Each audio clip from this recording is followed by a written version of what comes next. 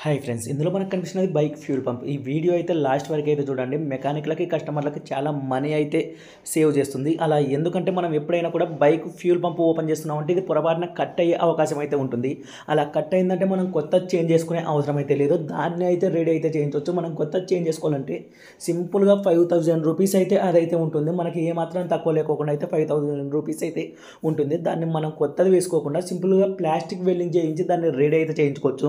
మీరు ఇక్కడైతే చూడొచ్చు, రెండు అయితే ఫ్యూల్ పంపులు అయితే ఉన్నాయి. రెండిటికైతే సేమ్ ప్రాబ్లం, అది కట్ అయిపోవడం. కొన్ని దాంట్లోకైతే స్ట్రాంగ్గా ఉంటుంది, కొన్నిటికి వచ్చేసి బైక్ ఇంజన్ హీట్ వల్ల అనేది అది వీక్ అయితే అయిపోయి కట్ అయితే అవ్వడం జరుగుతుంది. దాంట్లో ఓపెన్ చేసుకోవడానికి సపరేట్గా ఒక నోస్ ప్లేయర్ కూడా ఉంటుంది.